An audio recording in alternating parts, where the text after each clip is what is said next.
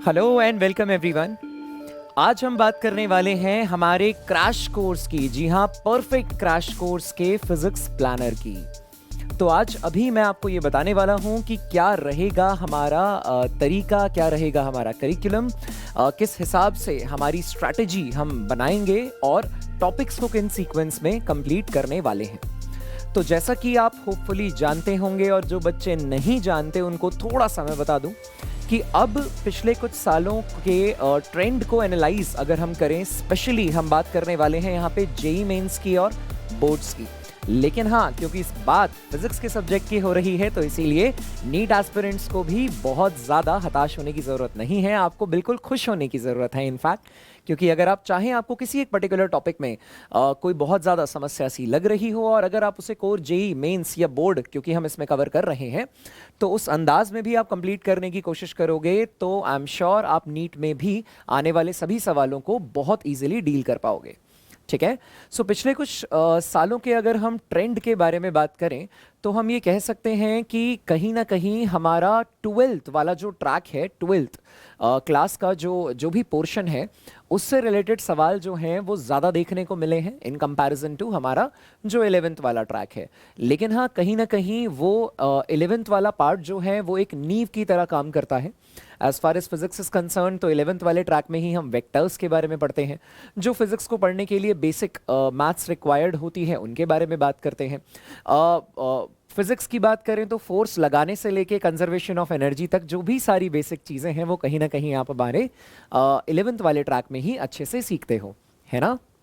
लेकिन फिर भी मुद्दे की बात यह है कि अगर हमारी 11th वाले ट्रैक के टॉपिक्स पे बहुत ज़्यादा स्ट्रॉन्ग कमांड अगर नहीं भी है तो भी ऐसा भी तो नहीं कि हमें कुछ ज़्यादा आता भी नहीं।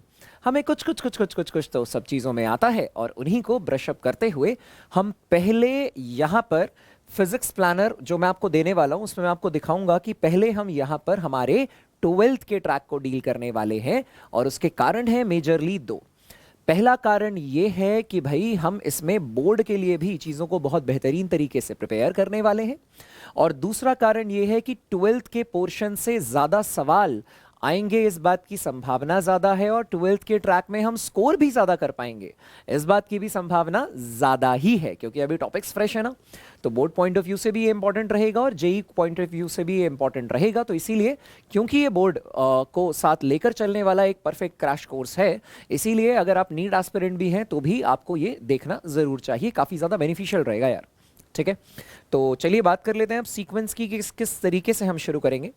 तो जैसा कि आप जानते हैं कि 12th का जो ओवरऑल ट्रैक होता है फिजिक्स का, उसे आप 3 अलग सेगमेंट्स में बाइफरकेट कर सकते हो।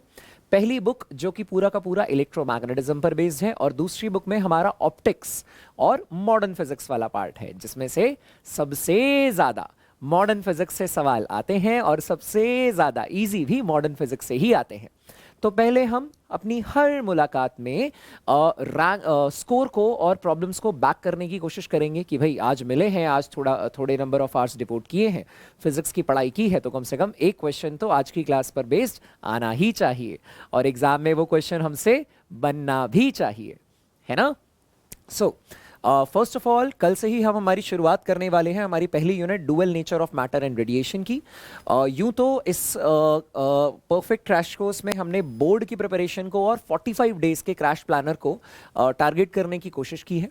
जी हाँ, हम मेंस के 3rd अटेम्प्ट को ज़्यादा फोकस में लेकर चल रहे हैं, लेकिन ये बात बिल्कुल तय है कि अगर खींच के अपना एफर्ट मार के अपना बेस्ट देकर यदि आपने 3rd अटेम्प्ट में एक रॉक सॉलिड रिजल्ट ग्रैब कर लिया, रॉक सॉलिड रिजल्ट के साथ साथ आप अपना कॉन्फिडेंस भी बूस्ट अप कर पाए, तो डेफिनेटली हम हमारे 4th अटेम्प्ट में तो यार 4 डालने वाले हैं, है ना।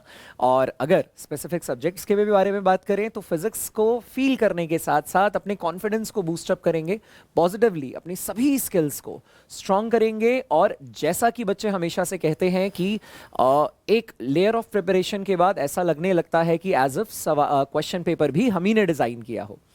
कहने का मतलब ये कि अपने एक्सपीरियंस से हम आपको वो कंटेंट देंगे, अपनी रिसर्च उसमें इस तरीके से डालेंगे कि क्लास में पढ़ाई हुई मैक्सिमम चीज़ों से ही असल एग्जाम में सवाल निकल कर आएंगे। आपको ऐसा बिल्कुल फील होगा और केवल फील ही नहीं होगा बल्कि आप उसे उसी अंदाज में क्रैक भी करके आओगे प्रोवाइडेड जितने भी हमारी मुलाकातें होने वाली हैं, जितने भी हमारे सेशंस होने वाले हैं, उन्हें हम प्रॉपरली अपना टाइम डिवोट करें, उनमें प्रॉपरली एफर्ट मारें, अटेंटिव रहें, जितने भी सवाल कराए जा रहे हैं उन्हें अपने हाथों से करने की कोशिश करें, जितना भी कंटेंट डिलीवर किया जा रहा है उसे बार बार रिवाइज भी करते चलें।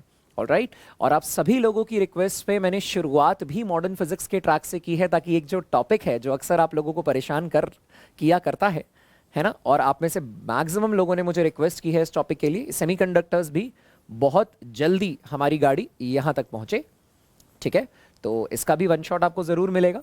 And apart from that modern physics से शुरू कर रहे हैं तो बहुत ही जल्दी बहुत सारा नंबर्स जो है, बहुत सारे मार्क्स जो हैं उन्हें हम अपनी झोली में डालने वाले हैं, उन्हें बैक करने वाले हैं।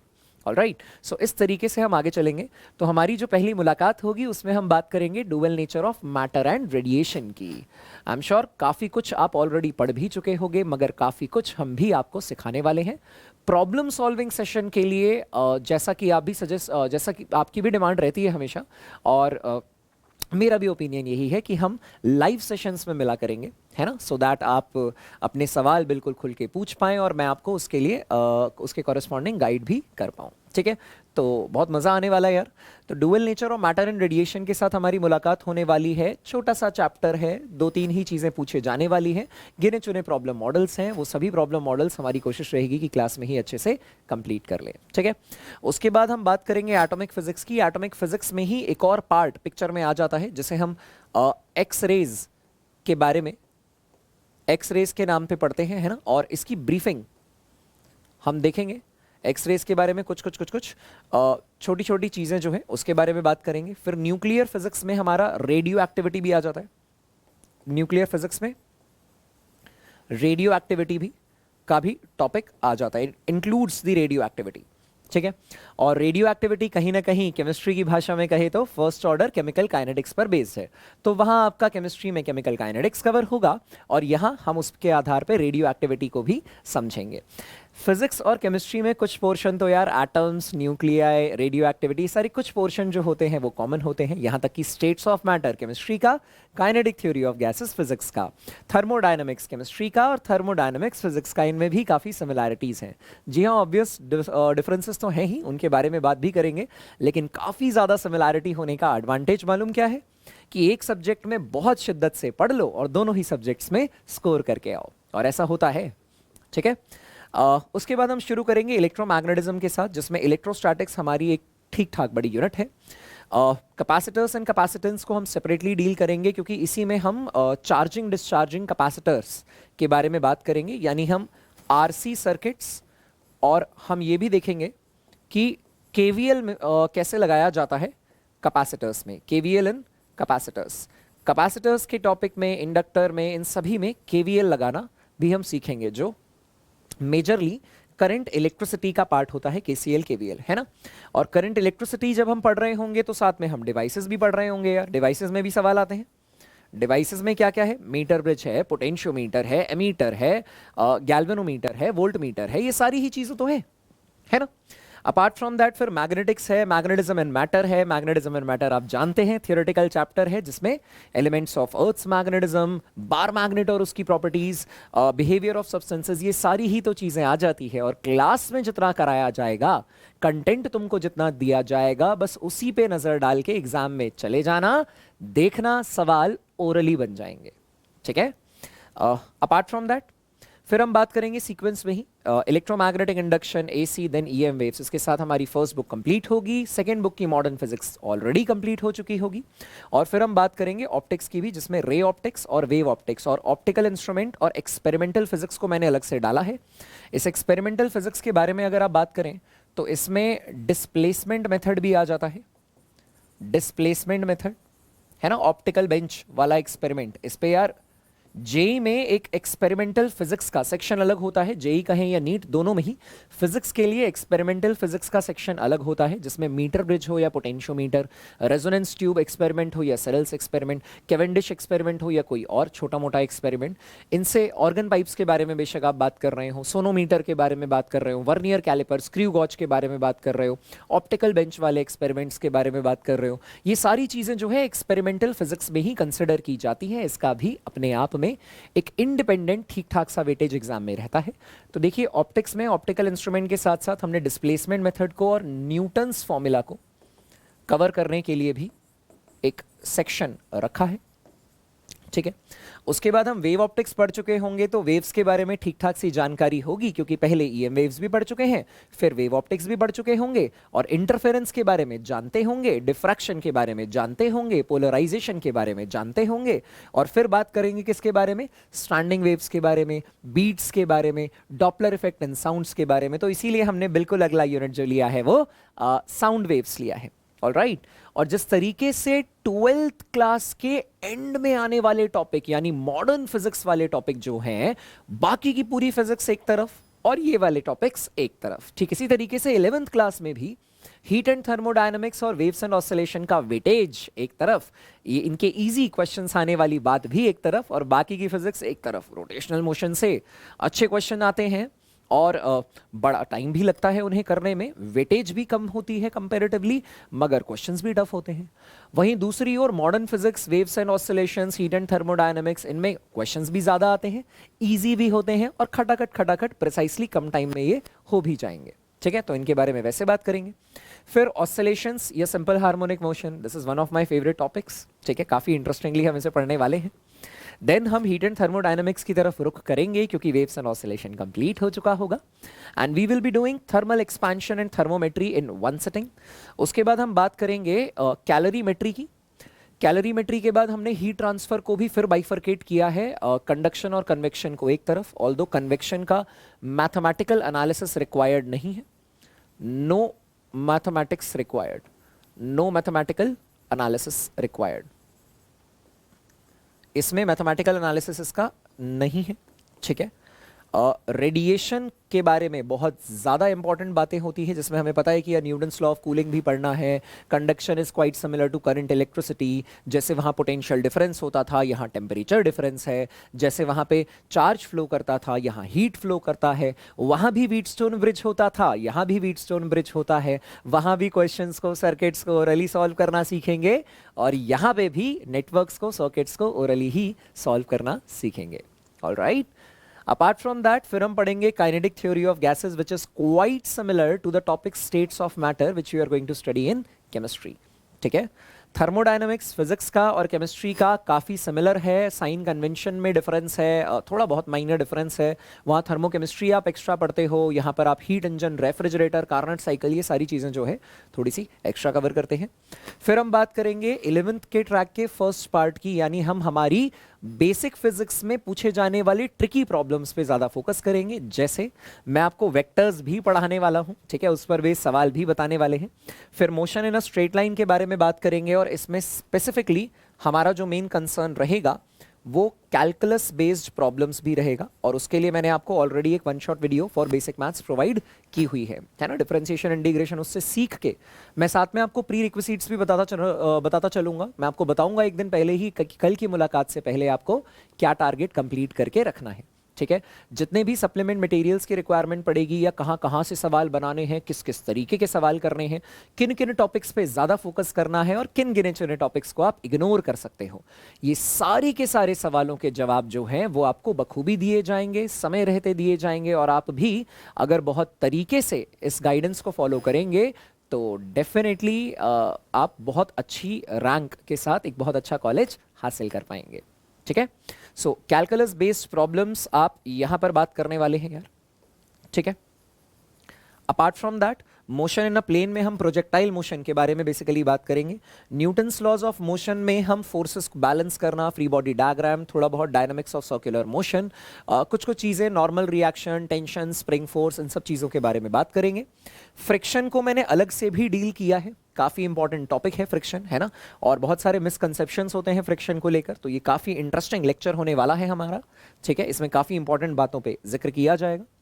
उसके बाद हम बात कर रहे हैं सूडो फोर्स और कंस्ट्रेंट रिलेशंस, ये भी प्रॉब्लम मॉडल्स है, बेसिकली है न्यूटन्स लॉज ऑफ मोशन के ही टॉपिक, लेकिन इन पर बेस्ड जो प्रॉब्लम्स जो हैं वो ज़्यादा अलग से पूछी जाती हैं, तो मैं उन प्रॉब्लम मॉडल्स को ही उठा के जिक्र करने वाला हूं कि सूडो फोर्स के मॉडल अलग देखेंगे हम और कंस्ट्रेंट रिलेशन के मॉडल जो है वो हम अलग से देखने वाले हैं, ठीक है।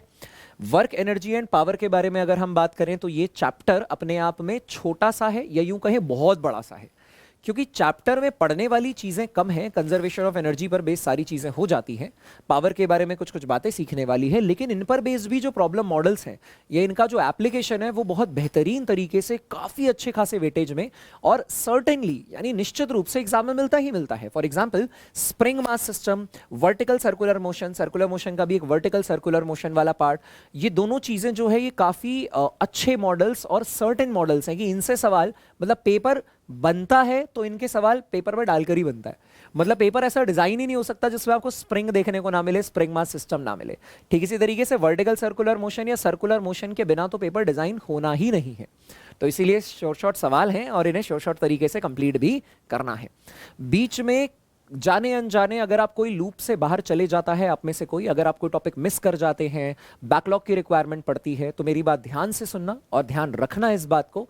बहुत सारे बच्चे बीच में सोचने लगते हैं कि हमें बैकलॉग मिल जाए, बैकअप मिल जाए, बैकअप मिल जाए, बैकअप मिल जाए। सारा बैकअप, सारी चीजें फ्री ऑफ कॉस्ट अवेलेबल रहेंगी प्लेटफॉर्म पे, यूट्यूब पे रहेंगी। ठीक है, तो आप यूट्यूब चैनल पे सारी चीजें जितनी बार चाहे देख सकते हैं, लेकिन मेरा एक बहुत इंपॉर्टेंट सजेशन है आप लोगों को और इंस्ट्रक्शन है इनफैक्ट कि अगर बीच में कुछ मिस भी हो जाए तो फटाफट से टीचर्स के साथ लूप में आके जो करेंटली गोइंग टॉपिक है उसके साथ मैनेज करने की कोशिश करें, क्योंकि अगर आप एक बार पीछे हो जाओगे और आप पीछे पीछे पीछे वाले को ही फॉलो करते रहोगे तो आप पूरे कोर्स में पीछे ही चलते रहोगे, मज़ा नहीं आएगा यार, है ना।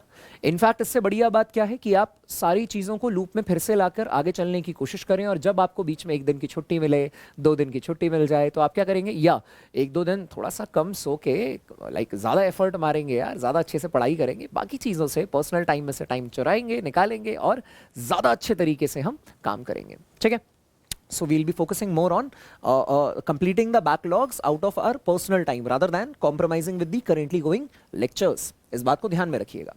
अपार्ट फ्रॉम दैट फिर हम कोलिजन्स के बारे में बात करेंगे। कोलिजन, पार्टिकल पार्टिकल कोलिजन का जिक्र यहाँ होगा और रोटेशनल मोशन में जैसे पेन फाइट खेलते हैं या particle plus rigid body collision है तो वो वहाँ पढ़ेंगे, क्योंकि particle particle collision is based on conservation of linear momentum. यहाँ हम लीनियर मोमेंटम के बारे में बात करेंगे। ठीक है, लेकिन रोटेशनल मोशन में मैं एंगुलर मोमेंटम का भी जिक्र करूंगा, तो वहां पे आपको एंगुलर मोमेंटम वाला पार्ट भी देखने को मिलेगा। ठीक है, फिर ग्रेविटेशन के बारे में बात करेंगे, सॉलिड्स के बारे में पढ़ाई करेंगे, फ्लूइड्स, हाइड्रोस्टैटिक फ्लूइड्स यूनिट के 3 पोर्शन होते हैं, हाइड्रोस्टैटिक्स, हाइड्रोडायनामिक्स और surface tension and related properties, जिसमें आप रियल लिक्विड के बारे में बात करते हो, विस्कोसिटी पढ़ते हो, सरफेस टेंशन पढ़ते हो, कैपिलरी राइज फॉल पढ़ते हो, एक्सेस प्रेशर पढ़ते हो, टर्मिनल वेलोसिटी पढ़ते हो, स्टोक्स लॉ पढ़ते हो। ये सारी चीज़ें जो आप पढ़ते हैं ये रियल लिक्विड के केस में पढ़ा जाता है, यानी इन सभी चीज़ों के बारे में हम surface tension and related properties के टॉपिक में पढ़ने वाले हैं। ठीक है, अक्सर ही बच्चे ये टॉपिक छोड़ के जाते हैं क्योंकि इसका कनेक्शन नहीं बैठ पाता कि इसको सटीक तरीके से कैसे पढ़ना है, लेकिन एग्जामिनर इसी बात का फायदा उठाता है और इस पे एक ना एक सवाल देता जरूर है। तो ये एक ऐसा टॉपिक होगा which is going to provide you an edge from the rest of the candidates who are preparing, right. भीड़ से हटने का मौका इन जैसे टॉपिक से हमें मिलता है। वर्नियर कैलिपर, स्क्रू गॉज सब जानते हैं, इन पे सवाल आते हैं एक्सपेरिमेंटल फिजिक्स पे, है ना, लेकिन लोग छोड़ के जाते हैं।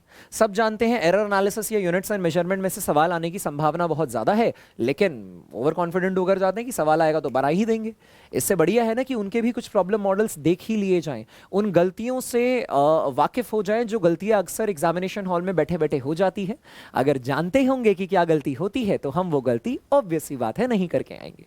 ऑलराइट, तो कुछ टॉपिक्स उन्हें भी मैंने इंक्लूड किया है जो ना केवल आपकी प्रिपरेशन को मजबूत कराएंगी बल्कि आपको भीड़ से हटा के रखने में आपका सहारा बनेंगी। और यही तो गोल है ना यार, कि खुद तो अच्छा करना ही है मगर खुद बहुत ज्यादा अच्छा करना है, इतना अच्छा करना है कि भीड़ में खोए ना रहें, भीड़ से हट के आगे बढ़ें।